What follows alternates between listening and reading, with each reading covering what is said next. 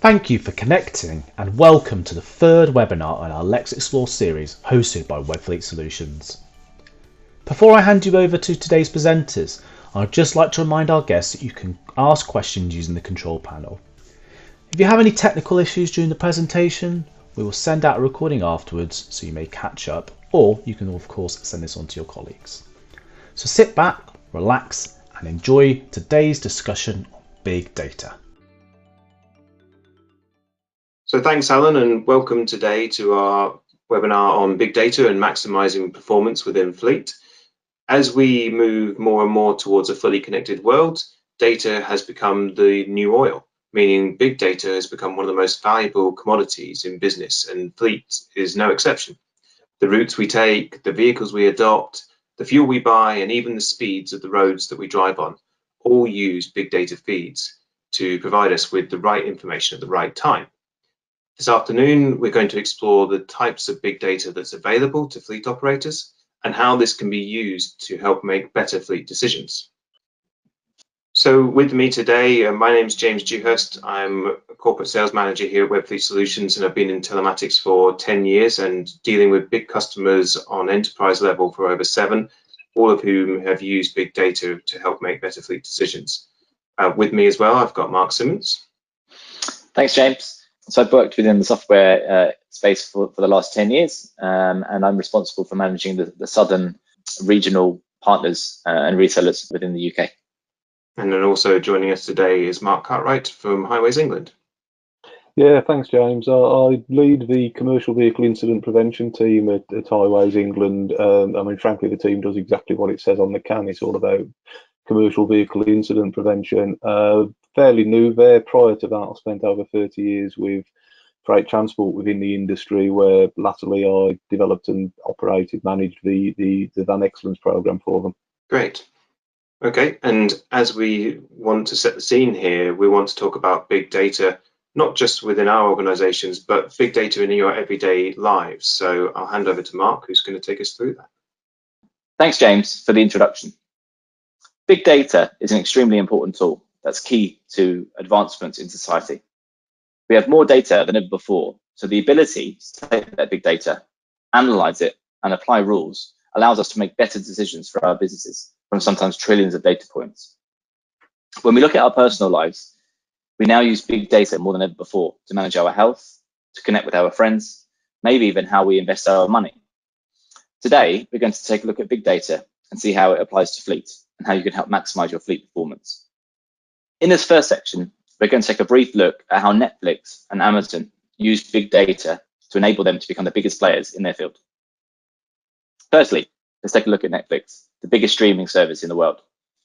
Netflix have over 151 million customers with an impressive 93% retention rate. Netflix use big data streams to monitor not only who starts watching a series, but also who finishes them.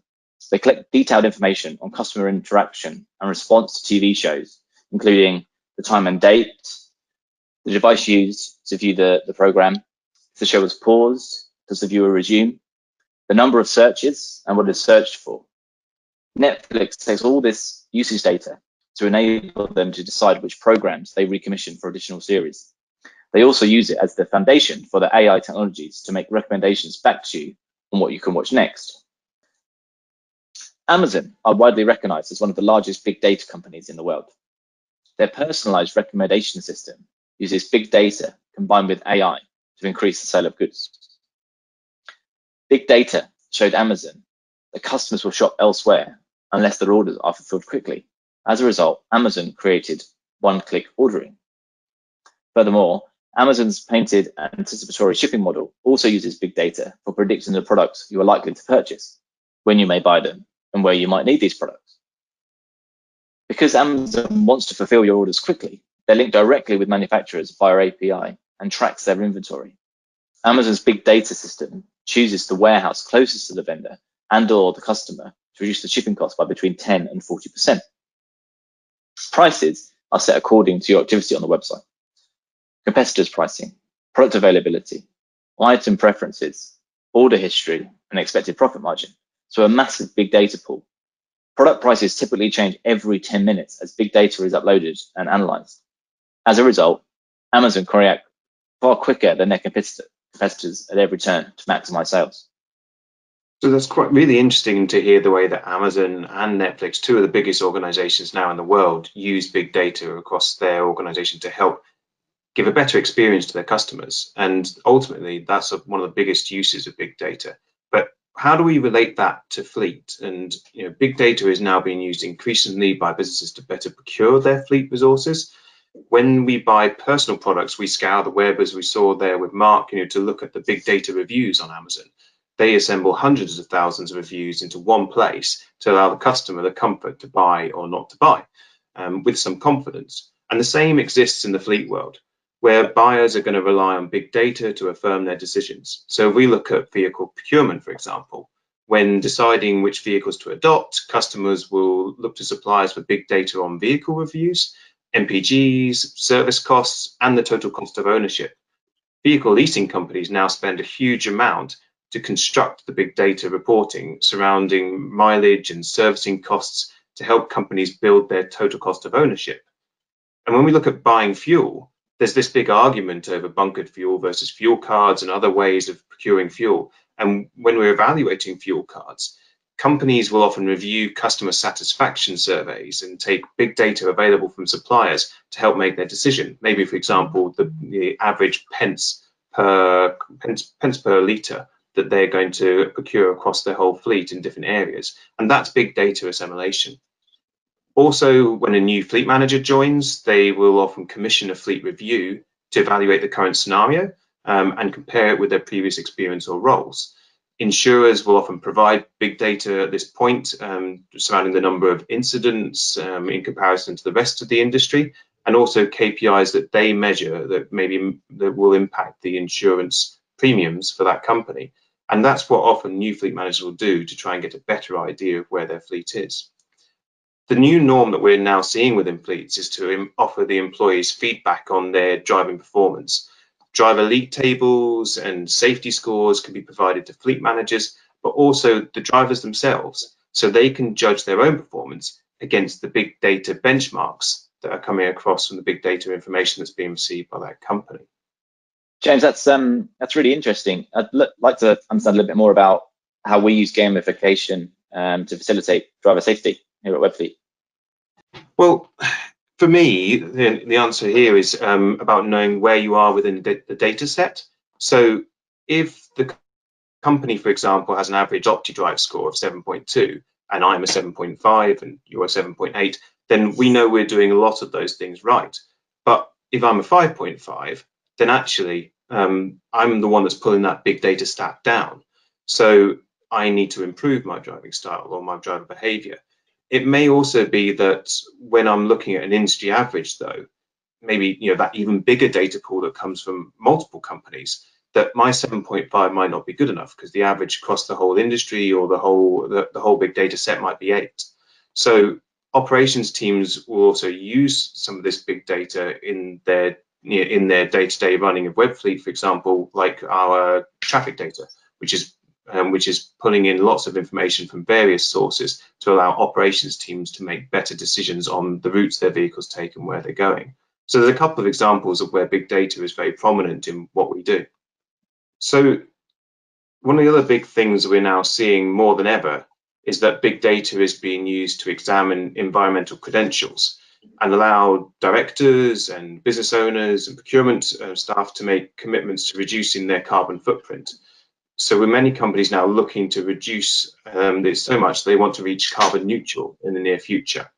So this includes the ability to evaluate their current fleet data and identify the areas for biggest reduction. At present, the best example of this is evaluating the utilization of vehicles on a big data scale in order to allow companies to replace petrol and diesel combustion engines with the new electric versions of these vehicles that are now hitting our roads. Mark Cartwright, I've got a question for you, if I may. How are Highways England reacting to electric vehicles to provide additional safety consideration in line with the challenges of electric vehicles? It's interesting. We know it's a very fast-moving environment, and part of that Highways England's remit is to certainly facilitate improvements in environmental performance across vehicles on our network. From our point of view, the safety teams, they do provide additional safety considerations, absolutely. I mean, number one's a fairly obvious one, in so much as, any operator of any kind of vehicle should be making sure that their vehicles are fit and they've got sufficient fuel for the journey. And frankly, we don't see that that's any particularly different with an electric vehicle, that it should be able to finish the journey that it's started on. In terms of when they do actually break down or indeed run out of fuel on the network, they do provide additional challenges for us. Our traffic officer teams can't just drag the vehicle off the carriageway onto the hard shoulder or indeed off the network as they can with an internal combustion engine one. We're also very conscious at the scene of any incidents, any crashes, that there could be additional risk to our teams in terms of high voltage electricity, etc. So it is an ongoing challenge for us, but we're stepping up to it. No, that's really interesting to kind of hear the impact it's now having across the road network, and that's going to continue to change and grow. So where do we come into the big data picture? Well, at Webfleet Solutions, we're very much a big data company. We monitor hundreds of thousands of vehicles on our service platforms every single day, pulling over 1 billion vehicle data and GPS positions on each day, with over 130 million kilometers driven and 60,000 tons of CO2 monitored. So all the stats that you see here in this left-hand side of the slide are every single day through Webfleet Solutions. But more than that, we collect data from other devices worldwide, not just Webfleet Solutions devices, for our internal data feeds on traffic. So nearly 500 million different data devices worldwide are coming into our platform to allow us to benefit you, the customer, with that big data and predictive algorithms for things like traffic and movement within your fleet. So here are two examples of big data that we collate in visual form, which I quite like these slides because what they do is they depict something that not many companies are able to provide. This is actually a visual image of traces created by our fleet in just 1 month of our vehicles moving around. So this is completely across Europe. It shows the amounts of trips taken and the hotspots where traffic is at its heaviest. And as you can see from around London, Birmingham, Manchester areas of England, and then also elsewhere across Europe and the major capitals, how heavy some of that traffic is. And Mark in his later slides will go on to talk about some of the impact this has on our roads and the impact of traffic.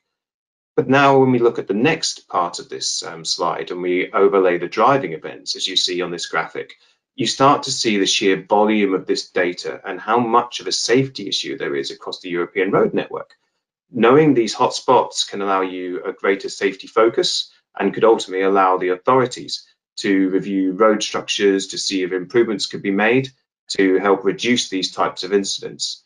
And from my point of view, I know that when I'm driving to an area which I see on this map, which is particularly heavy, I can adapt my driving style and be more aware of these environments. And we all know some of the most dangerous roads in the UK that there's a lot of effort that goes into from the road network runners that allow us to see and to receive data to say, watch our speed, or this is a black spot, or there's been a certain number of deaths here in a certain period of time. All that has come from the big data collections they're receiving. And Mark, you especially must be one of the teams that actually do a lot with this data.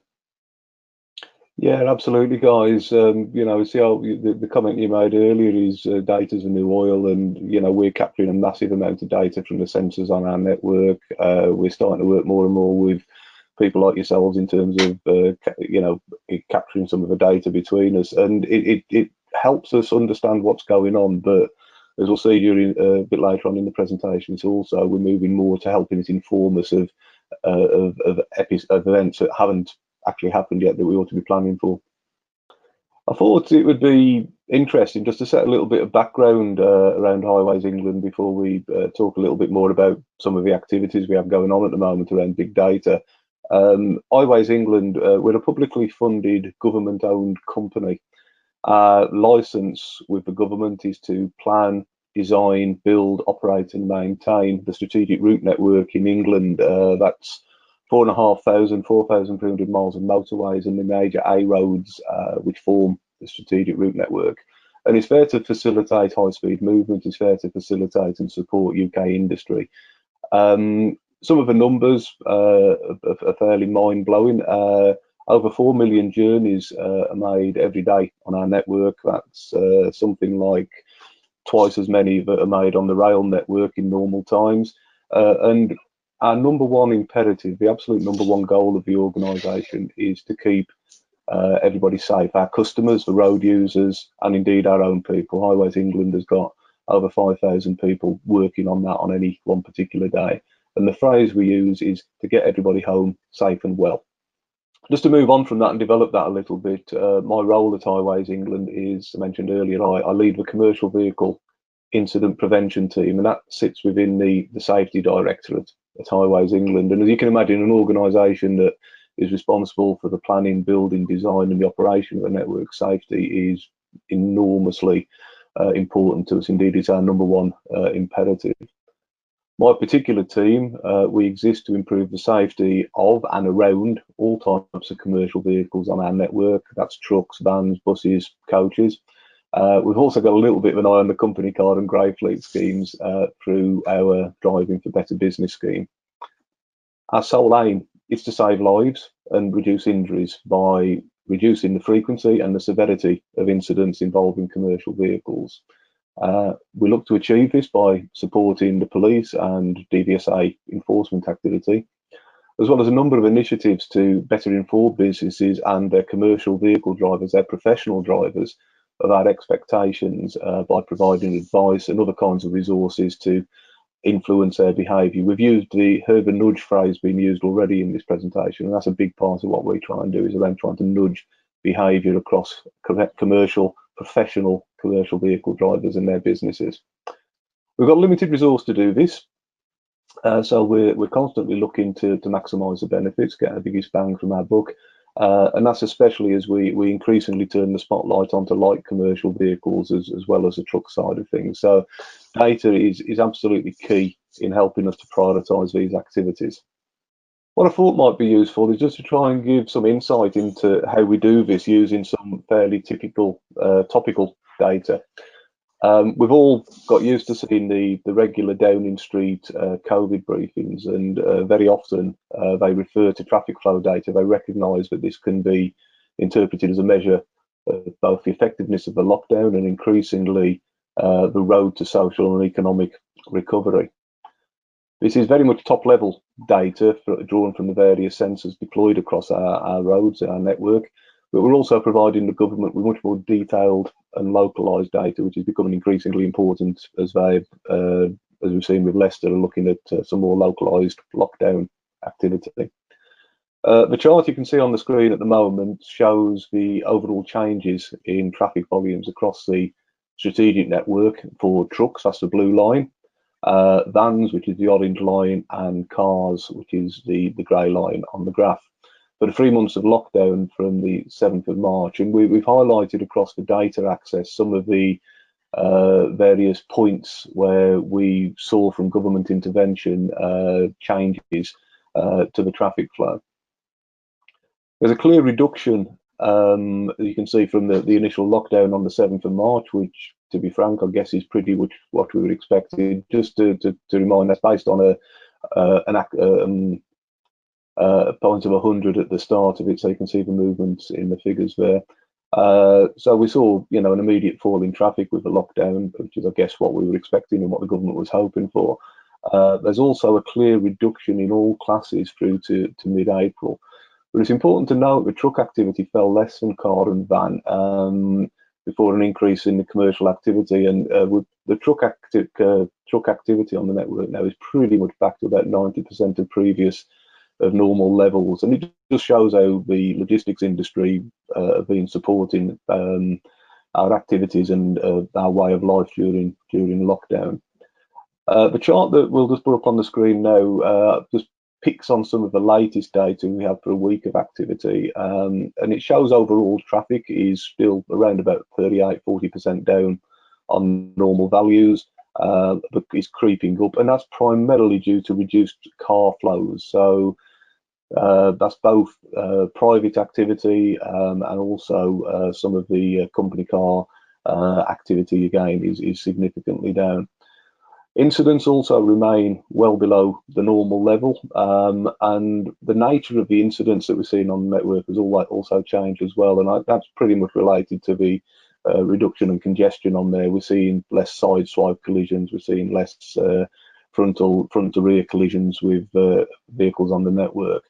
But there does seem to be more fatigue-related incidents, certainly in the commercial vehicle fleet, both across the the trucks and the van fleets in there. So that's something to be very, very conscious of, and is feeding into our thinking going forwards.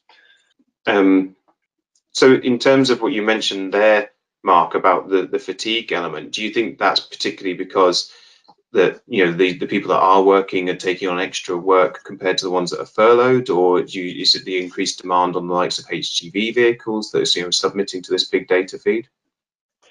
It's difficult to say. I mean, our gut feel for it is it's not particularly across the heavy vehicle fleets, because they've obviously got very tightly controlled drivers' hours and very well understood drivers' hours restraints and processes in there.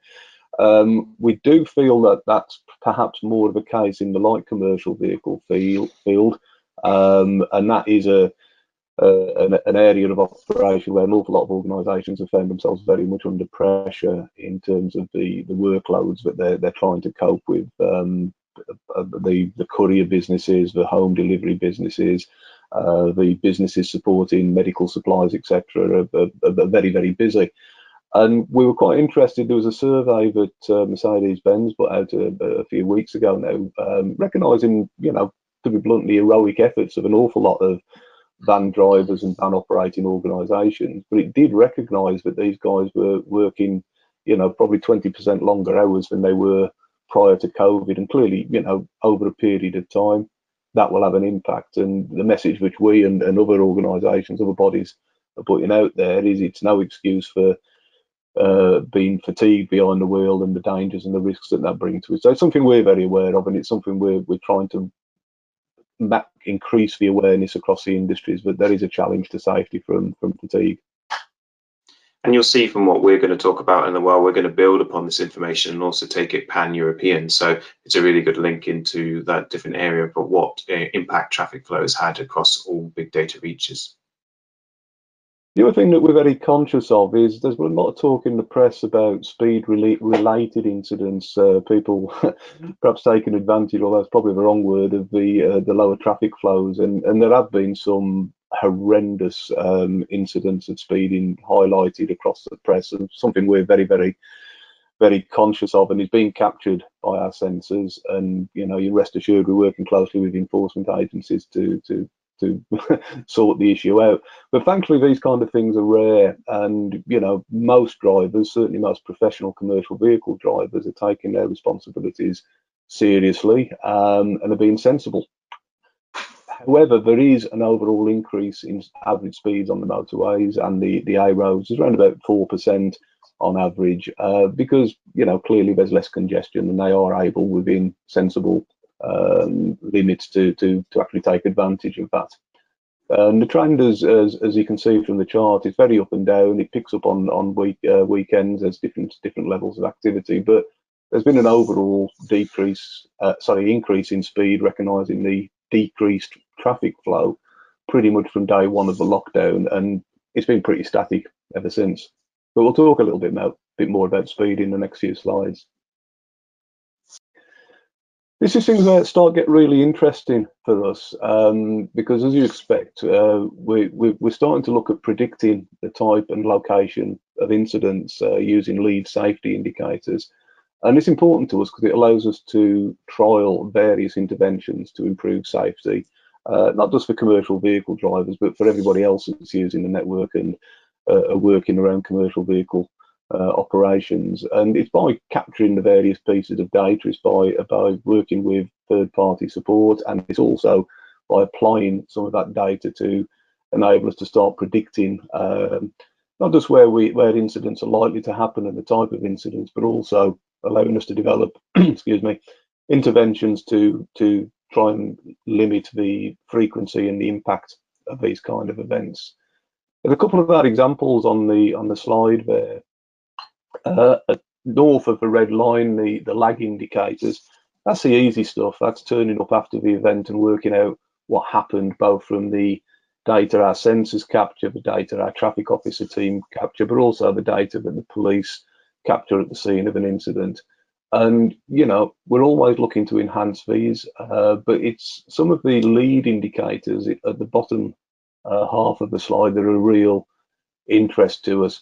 We're always looking at exploring ways to understand seatbelt wearing rates at night, because a lot of these things indicate a host of non-compliant behaviours. We're trialling technology at the moment which can, using AI, identify seatbelt usage, or more to the point, non-usage of seatbelts. We're conscious that differential speeds on motorways and dual carriageways can present issues. We're looking at measuring close following using some pretty clever technology at a site up in Curden, which we're using as a test bed for all of this up in Lancashire. And we're looking to even try and create a valid metric for middle lane hogging, which I know when you talk to heavy commercial vehicle drivers is normally fairly high up their list of motorway hates. The challenge for us in doing this is to develop the right kind of indicators, because frankly, if you can't measure it, you can't improve it. But we've got a lot of data that is usable, and that's starting to give us a fairly clear picture of what's happening. It's early days yet, but it is pulling data together. And what's particularly interesting and looking particularly promising to us is when we can match some of that data along with some of our other metrics, such as traffic flows or network speeds, etc., etc.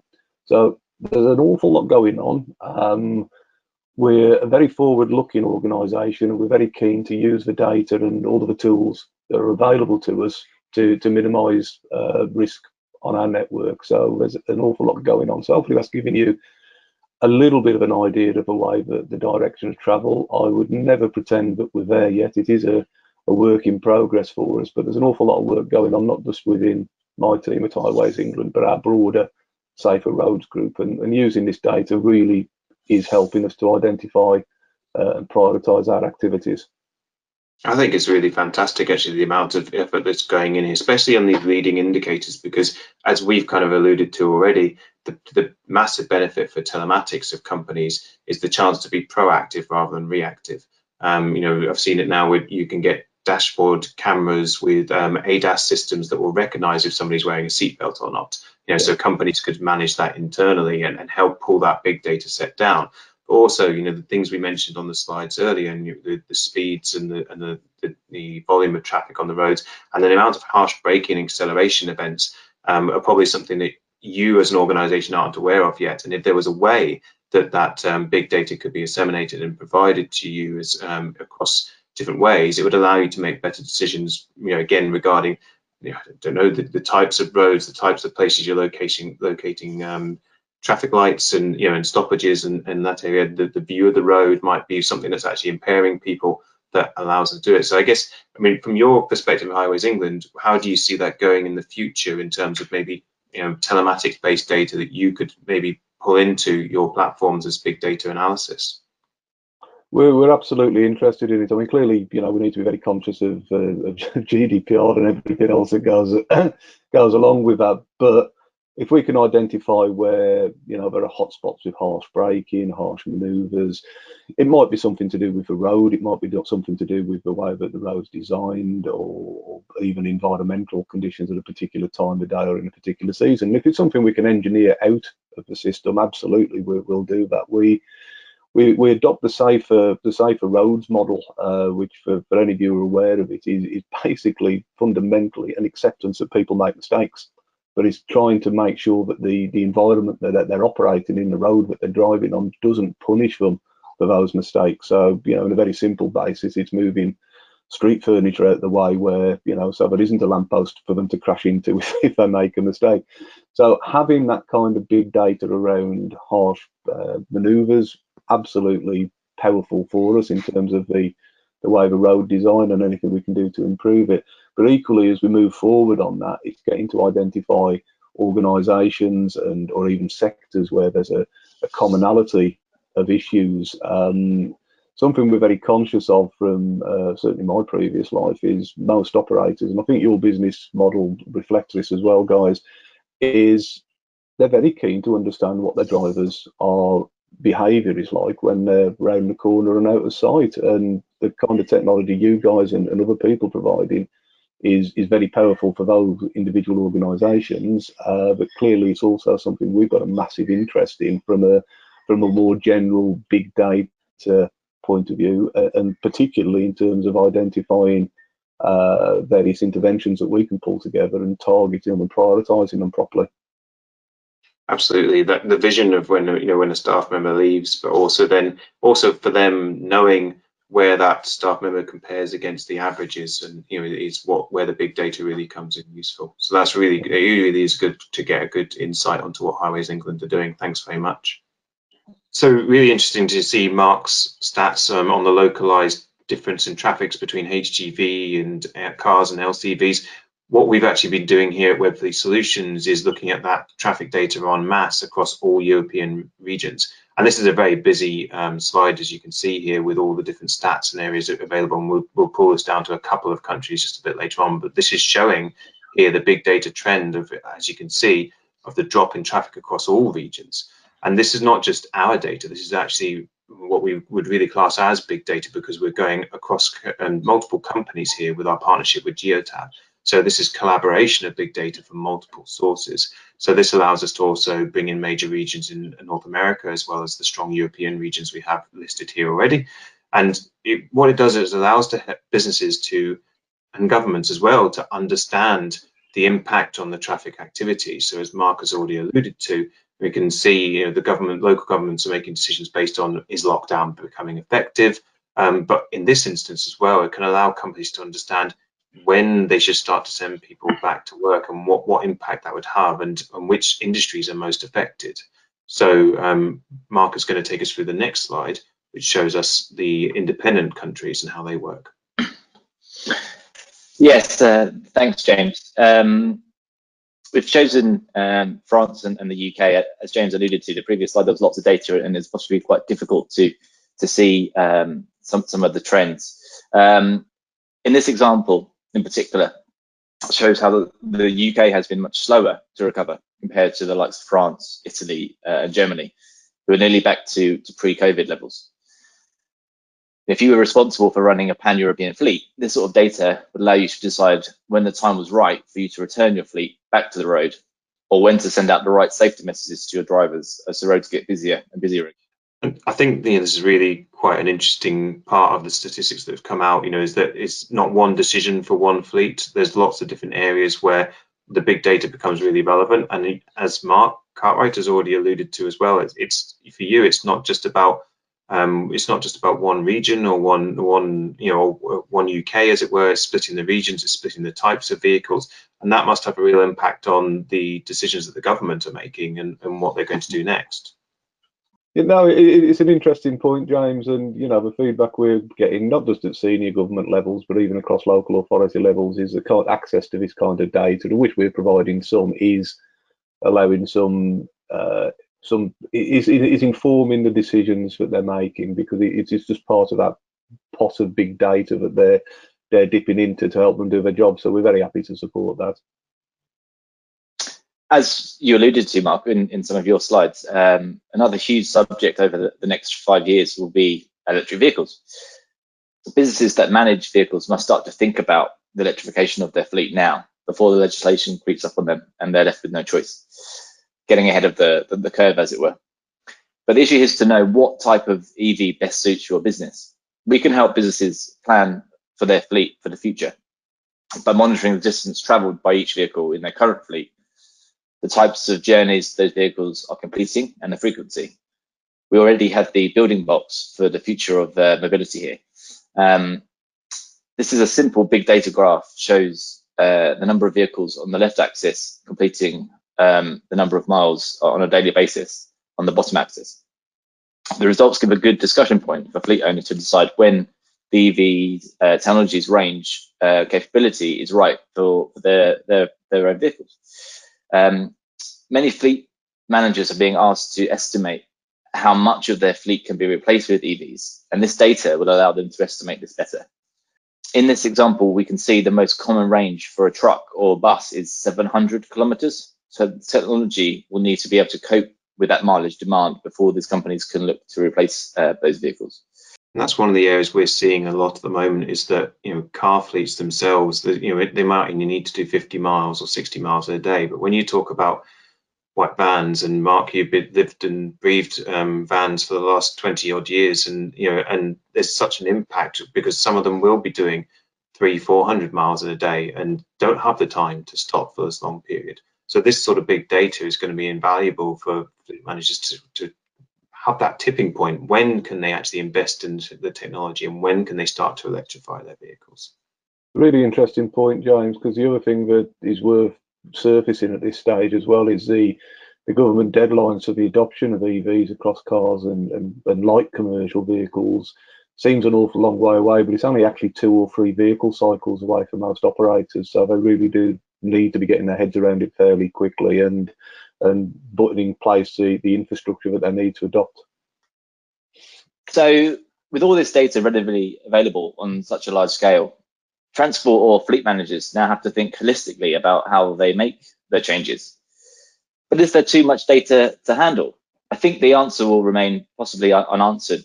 We feel that by partnering with the right technology companies, there is support available to you. But I'd be interested to understand what Mark Cartwright has to say from a Highways England perspective. Yeah, I mean, to be honest, it's probably not particularly from a Highways England perspective. I spent 30 odd years with Freight Transport Association working with van and truck operators, and certainly one of the fairly constant bits of feedback is the data, the data that's created, the technology is the industry is a very, very keen, very enthusiastic to adopt it, but actually coping with that, I've heard it described as a tsunami on more than one occasion of data, is an absolute challenge, particularly as a lot of operators are working across different vehicle marques, different technology providers, different leasing and rental businesses. So it's coming at them from a whole set of angle. And I think, to allude to your point, Mark, is, they're looking for support, and they're looking for the right level of engagement with their providers to actually help them identify where their pressure points are, where their guys are doing well, so they can praise and support and really, I've had it put to me on more than one occasion, what do I need to worry about today? And just finding a way of churning through that data to sensibly and accurately identify those pressure points would be an absolute boon to operators. So we haven't got an answer. There are answers out there, but the general feedback I've certainly had over the years is the data, just the sheer volume of data is a challenge. Thank you, Mark. And as we can see from this quote here from Roche, it seems that the industry feels very similar to yourself there, Mark. And fleet managers have started to recognise that data platforms need to be the answer, and are looking to suppliers to come up with the solution. Our integration capability means that any of these data aggregation platforms are already using our APIs to bring data into existing businesses, reporting to allow for the greater use of KPIs. For example, combining the number of deliveries your company makes versus the total miles traveled would allow you to introduce a miles per delivery KPI, for example. Data aggregators can then also allow for the comparison of this data versus other industry players or other types of vehicles. So you can see how the fleet's performance measures up against your counterparts. So for me, this is where it gets quite exciting, because Bridgestone realized that big data is vital to the future of mobility. And that was their reason for the acquisition of what was then TomTom Telematics and now Webfleet Solutions. Big data shared through the number of miles driven from our devices could help them plan for new developments on certain tyres. And the more information around the life cycle, that's going to mean better development of products for the future and the improvement on the supply chain available through real-time monitoring of supply and demand. Webfleet Solutions is actually crucial to Bridgestone's ongoing transformation into big data digital solutions. Bridgestone's strategy to evolve digital capabilities in a three-pronged approach of creation, acquisition, and exploration, as you can see on the slide here. The digital products and services that Bridgestone have been investing in now sit under the umbrella of Bridgestone Mobility Solutions. With this new backing, we are completely ready to unleash our potential. We've had some fantastic solutions in our pipeline, and we're very excited to announce those later this year, coming out of the Digital Garage in Rome. And then along with this comes the exploration as we enter this new era. As new mobility and digital transformation are key topics for the whole automotive industry, Bridgestone and Iris Capital will work together to support the best entrepreneurs and the industrial expertise from Bridgestone and Iris Capital's experience as funder of startups such as Kareem, Mr. Auto, Uno Motors, and Kobe. So they're looking at this in three areas, and we're very much part of that structure within Webfleet Solutions. And the data we provide on a big scale will allow them to do absolutely anything they want to. So as part of this vision, Bridgestone has released concept videos detailing the scope of how individual vehicle data can help enhance the tyre solution supply chain model on a big data scale. This is a fantastic example of how your fleet vehicles of the future will contribute towards mobility. Imagine a driver is on his way to deliver a package to a customer. While he's on the road, his connected van is sending performance data to the cloud. Built with predictive maintenance algorithms, the digital system translates this data into actionable insights. These insights show the van's tyres are wearing down and soon need replacing. The digital system shares this information with the fleet manager, including a recommendation on when and where to schedule a tyre change. With one click, she books the appointment, which sets the whole process in motion. First, the system notifies the driver and adds the appointment to his workflow. At the same time, the appointment also appears in the calendar of a mechanic working at the recommended service centre. Next, the system sends a tyre order to the Bridgestone warehouse, which the supply team needs to review and confirm. In one click, the team can activate and program the entire workflow. A deeply integrated system, the digital operating model collects data in real time from warehouses and distributors to determine the projected demand. With this data, the supply planning teams can continuously adjust the production and raw material planning, translating into lower inventories, higher product availability, and an enhanced return on assets. So as we can see from Bridgestone there, we're really getting an indication of how individual data will help prevent some potentially serious incidents at the roadside, because if we can actually proactively get those tyres changed, then it's not going to create a roadside incident. And that will only help, Mark, with going towards this kind of 2040 ambition that you have at Highways England of no major incidents in big vehicles, because if we can stop tyre blowouts on HGVs, that's going to prevent a lot of big incidents happening on the roads. Yeah, absolutely. The other benefit to us as well, guys, is obviously understanding the prevalence of it and being able to put some of these nudge interventions in that we keep talking about to actually encourage better tyre husbandry across heavy commercial fleets, and indeed light commercial fleets as we get to that. So there is a second angle to it from our point of view as well. Thanks, Mark. Yeah, as James has alluded to, what comes with big data is a requirement to work collaboratively, whether it be within your organization or within the wider parent company, or indeed across industry partners that maybe you are your competitors, as we've demonstrated with our work with Geotab. Sharing big data amongst your departments and organizations is therefore key. You need to look at how you use this big data internally, sharing it between relevant departments and also your suppliers or customers to enable the greatest effect.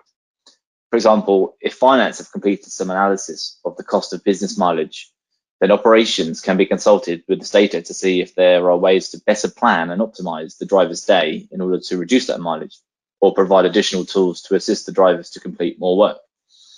Another example might be if the human resources team can also see the roads are busier than normal, as we showed with our data earlier, then they can communicate with the staff at the right time to ensure their well-being needs are met. Question for you, Mark. I mean, how do the Safer Roads team share big data internally, or indeed, how do you receive big data from other departments within the teams there? Yeah, we're very conscious of the need to share data both internally across the various departments in Highways England, and for us to make the most of that data, not just in terms of our interventions from a road safety point of view, but my colleagues in the design teams, etc., the planning teams. It's a massive resource for us.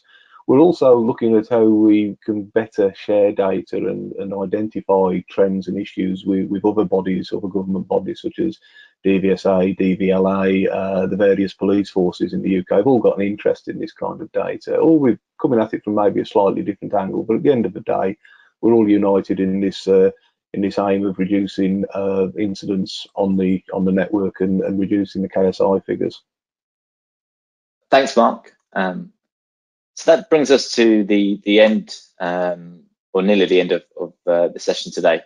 In summary, big data, it's already here and it's here to stay. Whether it be monitoring of road networks, the speed that you drive, or indeed the movies that you watch, we are already a big part of big data.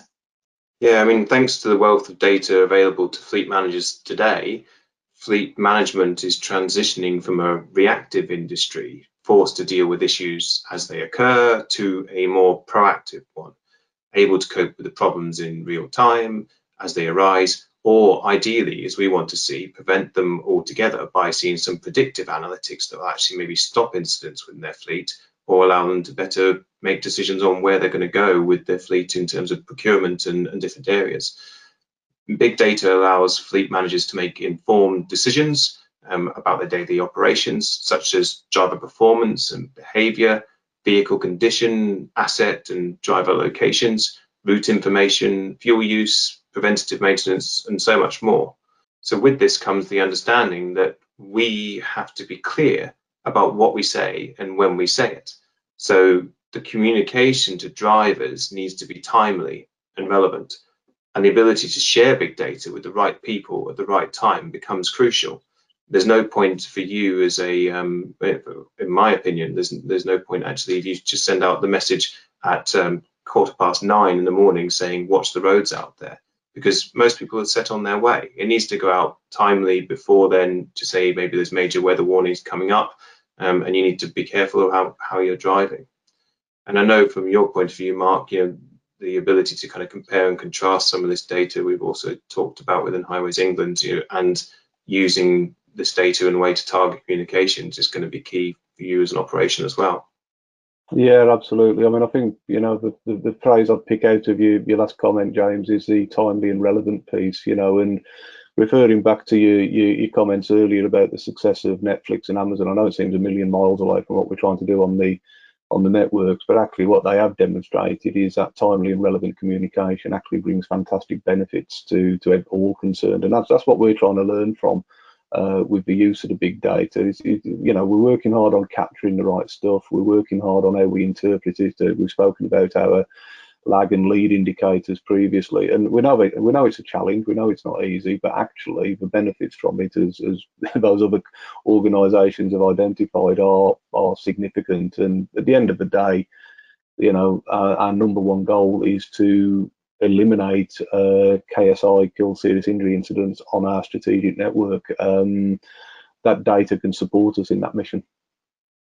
It's quite interesting because sometimes I've seen people who have a knee-jerk reaction to big data as well, they see a stat and their instant reaction is to do something about it there and then. Whereas actually sometimes with big data, it's a case of actually looking at how yours compares to the average, where that's going, and maybe not have that knee-jerk reaction of I need to communicate this with my staff straight away, because actually it may just be a slight spike that's happened at that time and it levels out over time. It's, big data isn't all about that kind of instant nature. It's about the trends, it's about the longevity, it's about the comparisons to other industries. I think that's what anybody, I think, coming out of this webinar today needs to make sure that they aren't being too reactive. They are delivering the right messages at the right times, and really making sure that that big data is relevant to their organisation. Yeah, I'd support that, James. I mean, it's very much about informing strategic and strategic decisions and the direction of travel from our point of view. There is a danger in overreacting. There is a danger of communicating too much, I guess, which sounds a little bit counterintuitive, but you can just basically flood the market if you're not careful. And it's about it coming back to this point of it being timely and relevant from our point of view.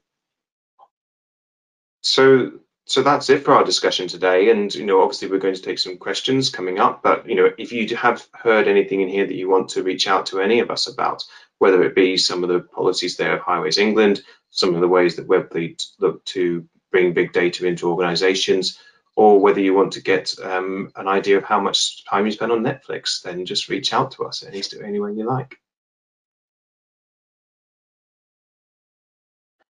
Thank you very much, team, for that presentation today. I think it's obvious that big data is definitely here to stay, and interestingly, that AI technology, hardware, software is going to play a crucial role in kind of disseminating that data, making it into meaningful insights that companies, organizations of all sizes can ultimately turn into meaningful insights to make the correct business decisions. So I'm just going to ask a few questions now, if that's okay. I'm going to start off, if you bear with me a second. I'd like to go to Mark Cartwright first, if possible. Firstly, we've had a question regarding your kind of COVID-19 analysis on the traffic flows. How large was the sample of data that you analysed of that traffic flow? Is the first question. Oh, that's a nice easy one. Sorry. Yeah, go on. You can answer that first, and then I'll move on to the next one. Okay, it was whole network, so that was off all of the sensors across all of our network across the entire country. Wow, so exceptionally big data in that case. Yeah. And the second question is from Kirsten from the Policing Forensic Collision Programme. Great to have you here with us, Kirsten. It's a great opportunity to understand what the big data feed is showing us about those behaviours that result in killed and seriously injured events, and how we can use this to enhance prevention. Is this known? That's a very interesting question. The quick answer is not as much as we would like, and not as much as we're working towards. One of the big challenges we have is around the data that is captured by the various parties, our traffic officers, the police, forensics, and all the rest of it, and actually translating that into something that can be used. So I guess the honest answer to Kirsten is it's something we're very, very keen to move towards. We absolutely share the aspirations, but it's not something we're there at the moment, but it is something we're working very hard and on lots of different fronts behind the scenes with Highways England at the moment. Thank you, Mark. Whilst I have your attention at the moment, you mentioned in one of your slides some interesting key indicators. What is the single biggest one for Highways England that you give the largest amount of focus, I suppose? Oh, yeah. Okay. This is going to be a proper politician's answer. The single biggest one is two of them, which is probably speed, which is a fairly straightforward one for us to capture across vehicle class as well, and to have some geographical basis for it, and also traffic flows. That we know they're not necessarily the most detailed and not necessarily the most insightful, or as perhaps we would wish, but actually they're pretty decent with the information that we're able to grab and analyze at the moment. There's lots of other projects going on behind the scenes. I mean, I've heard the AI mentioned a few times. We've got trials about AI activity to try and identify phone use and lack of seatbelt use and all the rest of it, but they're a little way off for us yet. But certainly speed and traffic flow are really, really key and actually pretty useful for us. Thank you very much, Mark. Now, moving the conversation slightly forward to focus kind of on EV technologies. We've had a few statements here, so I suppose this is open to the table. But firstly, how can big data help businesses to adopt EVs in a risk-free way? And I suppose expanding on that, lockdown has significantly changed the number of miles we do in our cars going forward, or cars now and car going forward. How will data or big data help kind of accelerate the switch over into EV technology? Well, from a telematics standpoint, I think we've got to look at the big data's all there. It's how you actually bring that big data together. So we as a company at Webfleet have been working to try and change our offering to customers so that we already partner with big data companies that maybe present that data in a more meaningful way. But on top of that, we're also bringing in new features into Webfleet all the time. We're actually today launching our electric vehicle offering to our customers, and that's giving existing customers of our electric vehicles the ability to look at the range and areas that tie into that. But also in the future, what we're going to do is give them the ability to look at the reporting and make bigger decisions on which vehicles in their fleet they can actually make electric. Because if you've got a maximum range of a vehicle that's maybe only 220 miles, but you're constantly doing 250 miles a day in those fleets, you're not going to be able to replace those vehicles at this given time. So for me, it's not just about the data that's there, it's about how you pull that together. And we've also got big data partners that are specializing in that with some of our bigger fleets. So the opportunity to either work with our partners or ourselves to get a better indication of the data is going to be key, I think, going forward. I think that's a really interesting point, James. There's an old adage that information is power, and I think if companies are using data or indeed big data to make their decisions, then they can mitigate the risk of making a potentially bad decision. Is my kind of perspective on that. Thank you very much, both. Moving swiftly on to gamification, we've got a further question here from Kirsten. How do you take gamification? How do you take gamification of driver behaviour from fleets to the general public to influence the leading element of HE planning and thereby reduce collisions? So I suppose this is about, I suppose gamification and telematics data is quite widely adopted, or is becoming more adopted in the B2B environment. But how do we take the learnings from that data and how apply it to more kind of public space to help kind of reducing accidents and collisions? Well, for the first point, I guess, is you have to make all the gamification stats the same. And again, this is about data aggregation and pulling it together into the right way so that an 8.5 in our system matches up to a 78% that might be in a different system, because all these different metrics are for every system is slightly tweaked. So the ability to either normalize that data and then present it in big form and then bring it into the public domain. So if the public don't really know what a harsh brake is, then they're not going to try and avoid it. They might think it's completely natural. And we see it so many times with our customers where people don't even realize that they're actually harsh braking and 4 or 5 times a day. It's only when you put something in the cab that alerts them that they do it. So getting across to general public, what is a harsh brake? What is, it's a bit like tailgating. Some people's, as Mark will probably testify from his years at the FTA, tailgating can be a big issue in bans, but drivers don't always see that they're tailgating. So it's just, how do you get that message across? And I guess Highways England has got that, that technology at the side of the roads to kind of encourage people and speak to people. So it's, how do you take it to that next step? I think it's a challenge, but it's an interesting challenge, and it's potentially a challenge that got right could give some fairly significant improvements in stuff. And you're right, everybody perceives things differently, and finding a way of developing almost a common recognition of some of these issues, it will be really interesting in the private vehicle space as well. Of course, we're talking about their own wallet that's funding their activities, so just demonstrating the wear and tear and the impact on fuel economy that some of the more adventurous manoeuvres present the owners with will be interesting. I'm always quite taken as well. I mean, it's quite, I've seen it done quite a few times. I'm sure many of our audience have, but getting people to recognise their own driving standards is quite a challenge. You know, that old icebreaker I've seen a few times now, a piece of paper and a pen on a desk in front of somebody, scale of 1 to 10, tell me how good a driver you think you are, and then 10 minutes later I ask everybody who scored more than 5 to stand up, and the whole room will stand up because everybody thinks they're an above average driver. And actually just getting that message across to people that, you know what, maybe you are, but maybe you're not, but here's something that you can trust, but it'll give you an idea of where you sit on in the kind of pecking order, and if you choose to improve, here's a route to do it. I think stuff like that would be really interesting.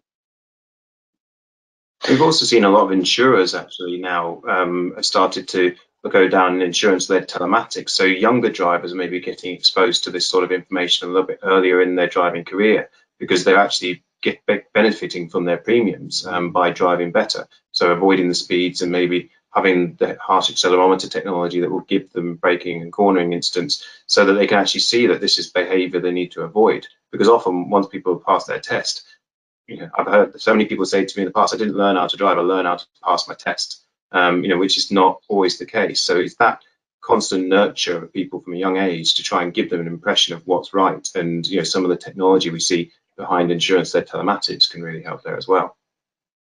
Yeah, I think, James, you talked there about, you know, providing incentives, and I think Mark Cartwright also highlighted this with regards to wear and tear on vehicles and things.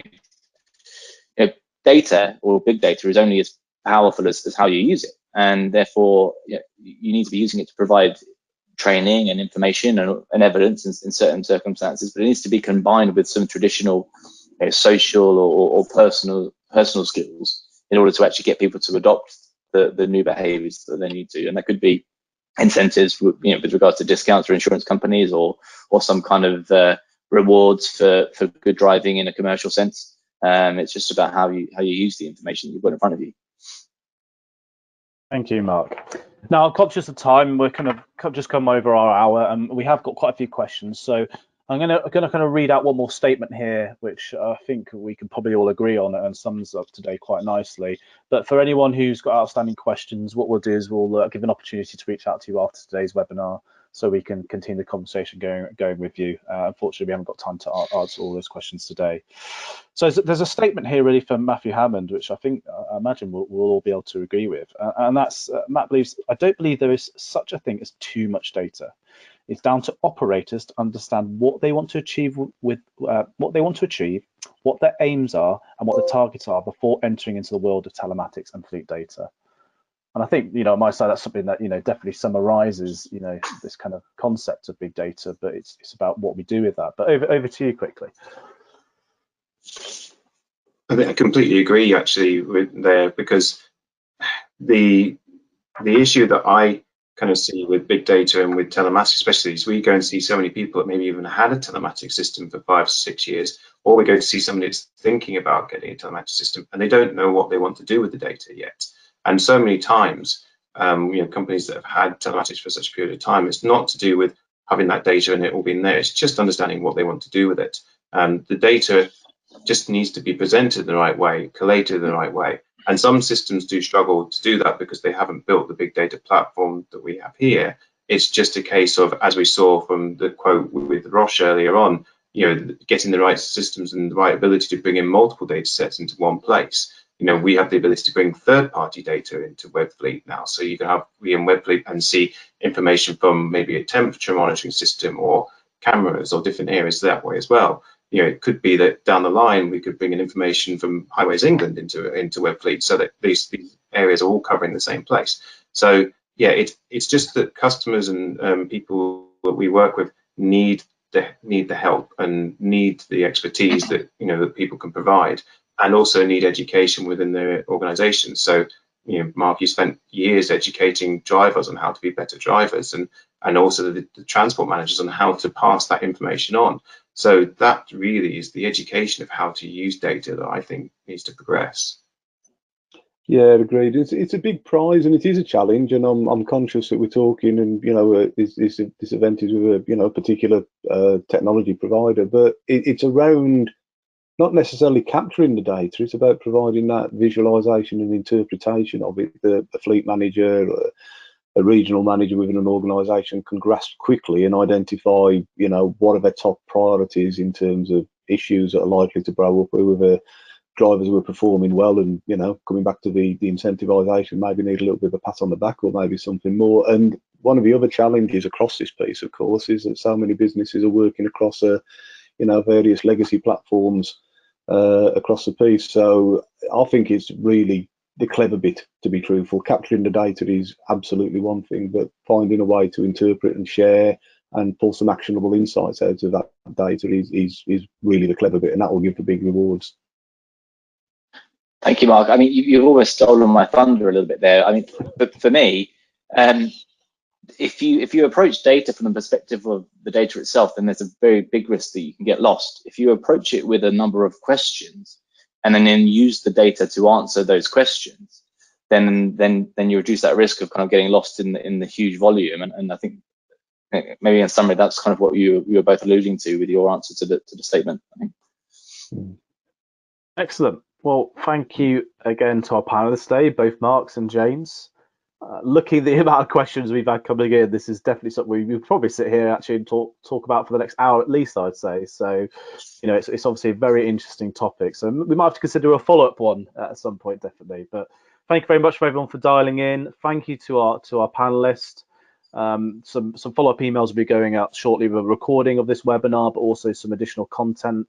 A link to the commercial vehicle dashboard that we produce, as well as a few of our white papers and studies.